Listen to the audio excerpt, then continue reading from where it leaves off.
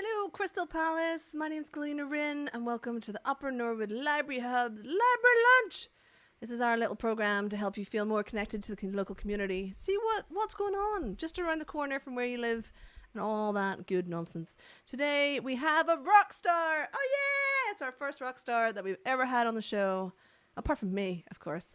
But his name is Dan, and he's a local musician based in Streatham, but rehearses on the Triangle, and his band is Gramma Vedetta. I'm going to pronounce that wrong. I probably said that wrong, right? Please welcome to the show, Dan. How you doing? I'm good, doing good. Thank you for having me. Yeah. No worries. And The reason I thought Dan would be good is because he not only is he a local musician, but he's also been really productive over lockdown. And that's really what we're talking about, is what his band Alice is Sleeping, and also Grandma Vedetta is doing. Vedetta. Vedetta. Vedetta is doing, and what they're putting out at the moment. So I suppose as a musician, you had some cancellations due to the whole lockdown shenanigans. Well, yes, just before the lockdown, we closed a little bit some timeline for all the gigs in the springs and the summer. But yeah, eventually everything in both bands, for Alice is Sleeping and Grandma Vedetta, they're being cancelled. So we found ourselves like everyone else, actually, every other bands, trying to find something to do, band related, when you are stuck at home and you cannot go out. Luckily, with Alice is Sleeping, I'm living with a singer, with Alice. Yeah.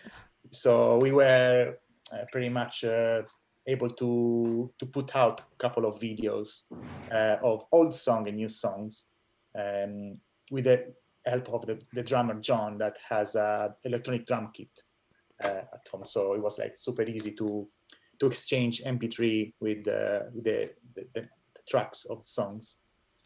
You did a video that looked like it was a Zoom call, right? You did one of those. Yeah, that was an idea we developed with Grandma Vedetta. Basically, let's say let's write a song, because the song was written during those days. I had that riff. I come up with the vocal line, and then I said the guys, "Okay, guys, made a video of you playing the song while recording it. So what you see is that what we're playing in the track." And then I put everything together. And since on those periods where there was this thing about everyone connecting in Zoom with friends, with ex-colleagues and everything, I say, what people trying actually to have rehearsal together via Zoom, which is kind of impossible unless you have like a super mega connection. So I say, let's simulate the future when you can have rehearsal with your bandmates. So basically what I've done, I edited the video in a way that looks like I'm connecting to a Zoom call and I'm playing with my friends. Yeah. Yeah, that was pretty cool. That was cool. And was that song written in lockdown that was used on that? Yes, the main riff was something I had in the past, but the vocal line and the lyrics were written in the first 3 weeks of the lockdown, when I lost my job and I had to stay at home not only for the lockdown, but not working actually. So I had time to do music. Yeah. I'm sorry, I didn't know you'd lost your job. I thought you'd been working from home. So all that energy that would have been wasted on someone else's budget and business timeline. What did you guys do after the Zoom video? The Zoom video. Yeah, so we had, with Grandma Vedetta, we already had this EP ready, which we put on hold. We say, okay, before the lockdown, let's say this EP can be extended with we were writing together with the other drummer, Dave, which is Dave, the drummer. We joined the band at the beginning of the year. But we realized that it wasn't possible to do a full length now. So we said, okay, let's wrap everything and release the album, a new EP. And since I was saying, I was looking for a new job. I was working reviewing all my old project I did in the past for job interviews, and I came out with this nice piece of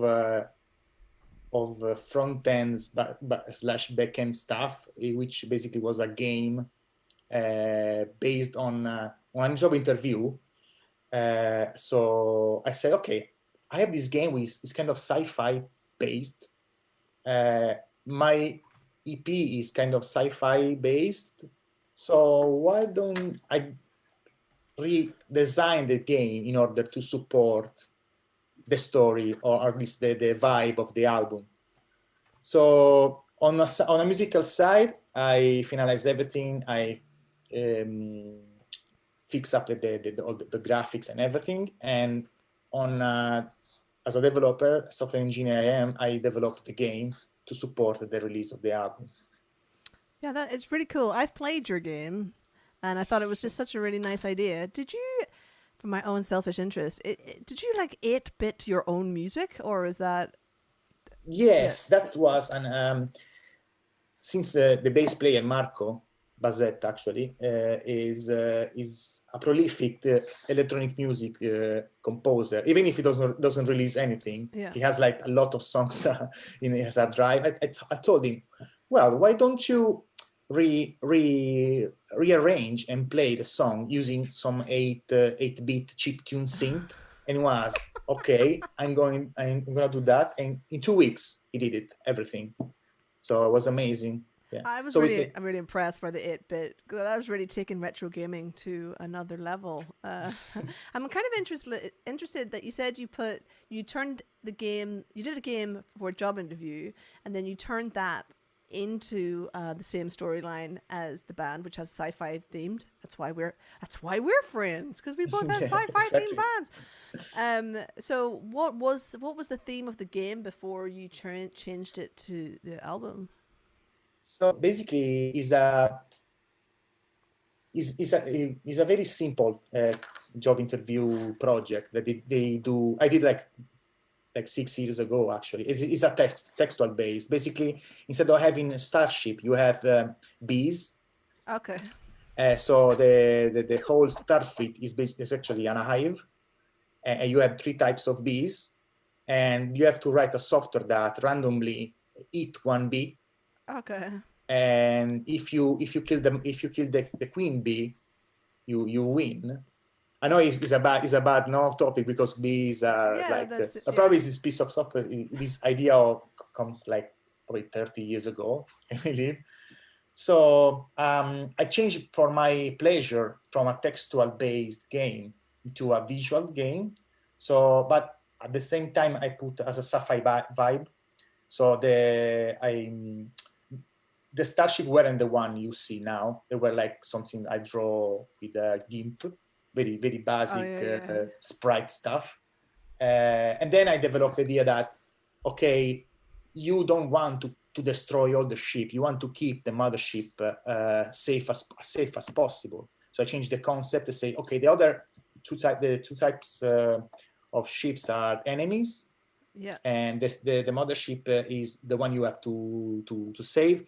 And that's why when you hit her, you're gonna see the shield around, and you can for 5 seconds you are not able to hit her again. It's a safe measure, kind of. Okay. Fail safe. And yeah, I make the queen the mothership as a Gamma Vedetta ship, and the other 2 the enemies. Yeah. Now that you say that it used to be a bee thing, you can tell that, but it makes sense the way the ships move around, and you have to shoot them. It's very fast. I was just like, wow, there's so much to hit. Woo! It's a great game, and it's a really great promotional tool. What has the feedback been from creating this game for the album? I mean, I put a playlist on the page of the album, and I noticed that the plays are going up. The playlist contains only the 8-bit version of the song accompanying the game. Oh, I see. Yeah. And I had some people actually buying the album from the link on the screen of the game, and the thing that surprised me, because I'm not a game designer. So I didn't study game designing, but people playing that say it's funny. It's funny. It's not complete. I seen it to put some other stuff like the high score, which is I should put some kind of a bonus. But the feedback is like positive. Yeah, really surprisingly. Yeah, that's cool. So you were a developer, and you were a software developer. But do you think you have maybe a future in indie game development now that you've done one?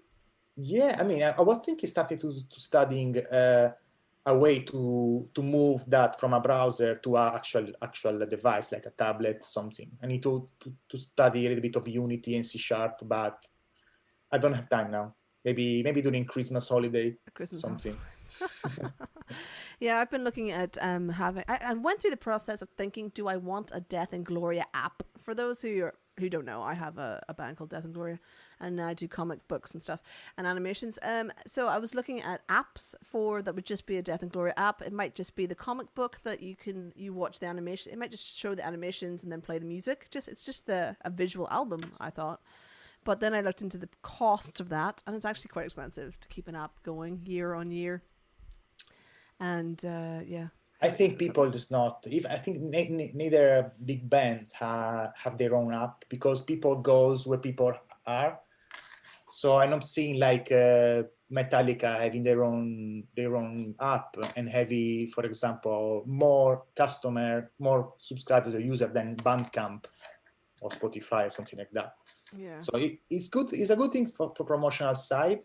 And I believe that the cost of developing an app with a like you say with your comic book, maybe with the songs inside, is not so expensive in terms of probably the developer cost a lot, but in terms of the actual technology.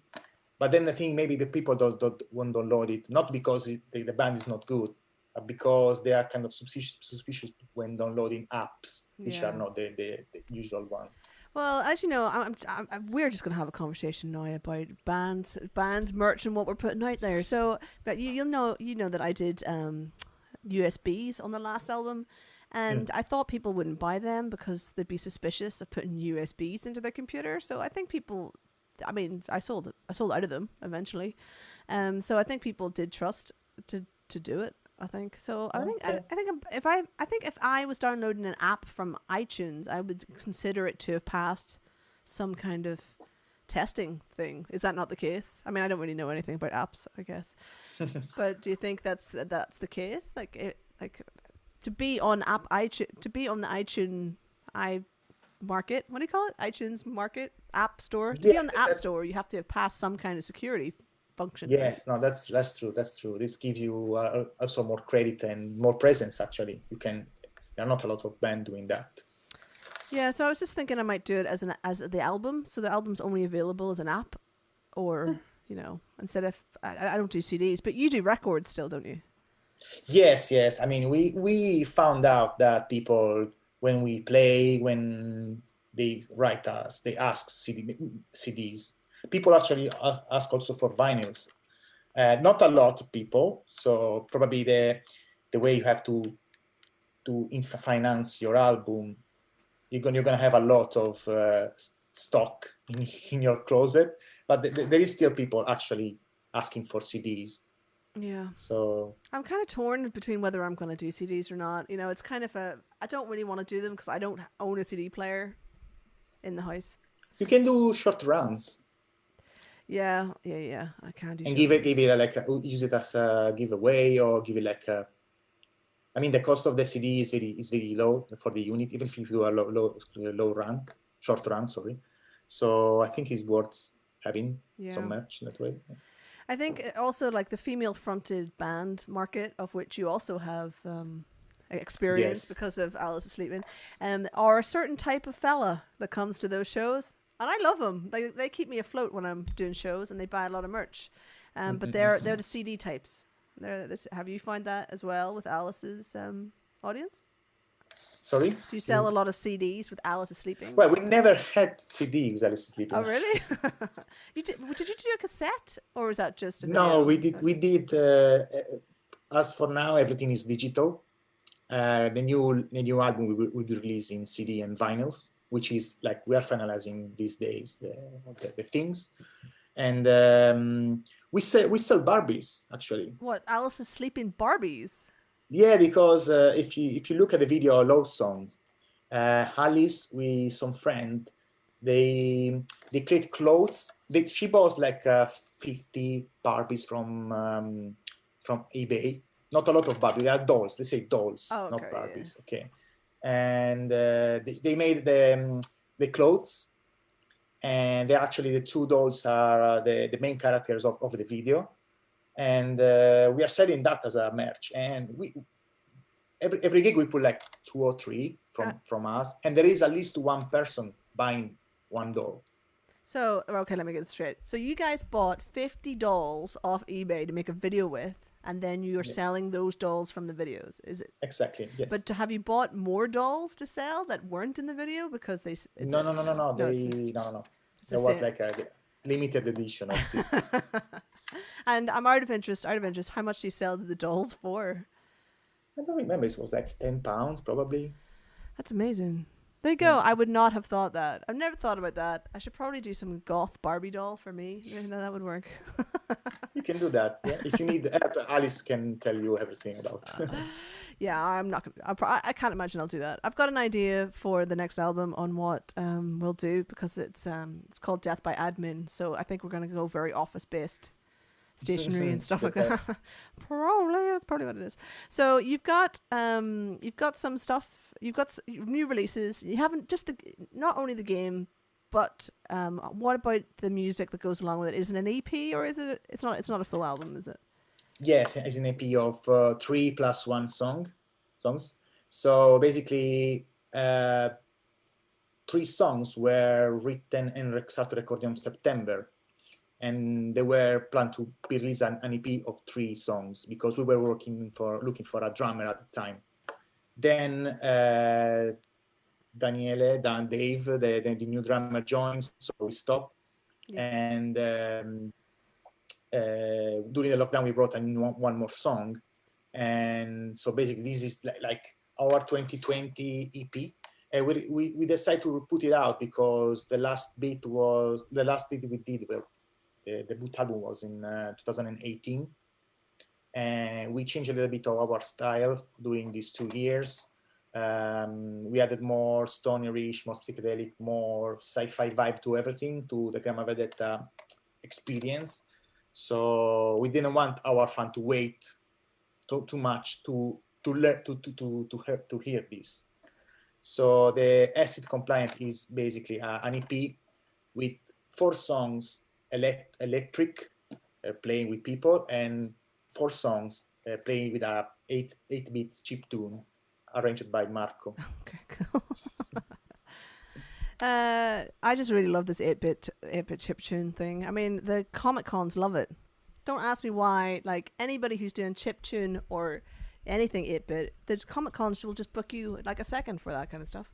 You know what? When I listened to the song made by Marco, I knew they were the Gramma Vedetta songs. Yeah. Rearranged, but I closed my eyes and the specific sounds, the vibe reminded me back in the 1992, for example, when I was 12 and I was playing with my first console, the Mega Drive or Genesis. Yeah. So I believe it's a nostalgic way. It's a nostalgic things that I think died on that decade, because the 8-bit then it became 64, and then the music started to be waves, like with the PlayStation and all this stuff. So basically, I think sells a lot because it reminds you when you were kids. Yeah. The problem weren't on your domain. You didn't have any problems. I know, right? Back when life was easy. I have another friend who's just left his job to be, well, I think he was made redundant over this period, and he's just decided to be an indie games developer. And there seems to be that nostalgia that you're talking about is like when we were 12, we're all up to like adult age where we've got our own kind of money, and now we're just going to do whatever we want, and now we're making retro games. You've made one, Kwang's making one. And there's a real resurgence on retro gaming even being live streamed, because I see a lot of the gamers on Twitch play retro games quite a lot. So I think there's definitely, if people are buying vinyl, I think that's probably what I'm going for. If they're buying vinyl, then they're buying retro games, because in my mind it goes in it's the same swings and roundabouts really. And the games have got so developed, they are so advanced now, with graphics and like really difficult gameplay and stuff like that, that maybe like there is a room for just games that are just fun. They're just fun and old school retro games of shooting starships. That's what I think. That's good. So the one last thing I'll ask you about is you're going to show us this helmet that you made and explain Oh yes, it was the first prototype of the helmet. So tell us about that and what it's supposed to represent. So yeah, basically, if you look at the mascot of Gramma Vedetta has a kind of a gold greenish helmet. She wears an helmet, and I wanted to ask someone to do it for me, but it was like super pricey. Yeah, of course, yeah. So during the lockdown, I started doing, about this stuff, and then I did the first one with just to understand how to make phone EVA phone stuff. Okay, cool. Then this is the first prototype, which is wrong because when I designed the shape, I didn't watch actually the picture I had in my phone. So it was like I did something like by memory. Okay. So this is wrong. But I mean, it's the first attempt to also to put some paint on it. So the idea is not like selling this kind of stuff. The idea was just having as a prop in the merch table, Oh, yeah. And it's some fun is actually some people is drunk enough during a gig to wear it and make a photo. I'm happy to give them and to. Okay, yeah. Are you not going to ask Alice to cosplay your main character? No. She's more sensible then to do that. That's it. You could definitely get a fan to cosplay your character. What's your character called? Your main character? She doesn't have a name, actually. What? Say what? No. What? We could call it Lady Space Lady, but Space Lady. Yeah. So that will be over on your website and on the Bandcamp. If people want to get in contact with you, where's the best place to contact you from? Well, you can write us to Facebook. They can subscribe to our mailing list where they found it in the website, or you can send an email to info@grammavedetta.com. Amazing. So we are basically everywhere. I try to reply as fast as I can. So just Google Gramma Vedetta and then follow the links. Just Google it. Who needs actual things anymore? Just Google a thing. Amazing. Well, thank you, Dan, for joining us. That was amazing. Thank you, Rin. I just love picking other musicians' brains so that I can steal all your ideas. No, it's fine. That's how we, in our music industry nowadays, the DIY scene that we are in, and that's how we all get along. It's pretty cool, yeah. Yeah. Pretty cool. So I'm just going to run through the little bits and bobs that we have to cover this today. So if you want to come on the show, I mean, we have spaces next week for folks who want to come on the show. I'm putting my email address and whatnot in the chat. You just have to email me and then you just come on the show. Come and tell us all the stuff that you've got going on. If you're in Crystal Palace and you've got a business or a charity, or you know what, I might even start doing like the Friends of Friday, like people of Crystal Palace Friday, where you don't even have to sell anything or have a business, just want to come on and talk about a thing. Maybe it's the traffic. That seems to be what all Crystal Palace local wants to talk about at the moment, is the traffic. I'm happy to have a conversation about that. So you'd have to email me and we'll have to have a wee chat, and we've got some space for next week, so if you're free, just come on the show. Other than that, we are still pimping this show, the project All Alone Together, which is a Arts Council funded project. Basically, it's a little small questionnaire that's on the website asking you about how you find your time during COVID and all this lockdown malarkeys. It's 4 questions, and then at the end you can say if you want to be interviewed by Eleanor. Eleanor will then interview you on a long form interview, usually about an hour over Zoom, and then you will be made into a podcast, which will then be put into a huge series so we can all listen back to this time that we're currently in.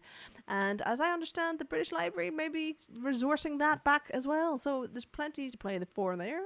If you've got tech issues, or you have someone who is vulnerable or perhaps just not up to tech standards, there's Callum has joined us. Hello, Callum. If you have a friend or a relative that needs help using Zoom, buying food online, perhaps using online banking, let's say that word right because we don't get in trouble. So I've put in the links there for Clear Community Web, who will help your folks get online and use it safely. And then the last thing I need to tell you is the campaign donation links are at the bottom.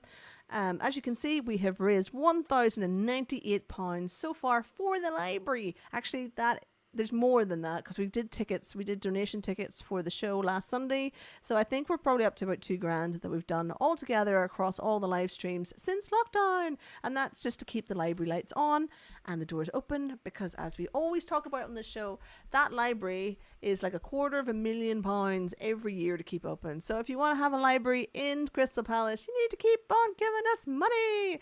And it just goes back in. I don't see a penny of that from these donations. It just goes back to the library. Back to the library. Okay, well, technically I do see some of it because I work part-time for them. But you know, the rate's very fair. Very, very fair. Anywho's, that's me. We are gone for today. We are back on Monday. As I say, I don't know who's going to be with us next week because we're still trying to fill those seats. Actually, Callum, if you're there, you should come on. We should interview Callum. Yeah, actor rock star next week. All right, guys, we are away. So thank you very much, Dan, for joining us. That's very cool. Thank you very much. And we shall be back. Oh, I need to press the right buttons at this point. And we shall be back on Monday at 12 o'clock. So everybody have a nice day, and we'll see you next week.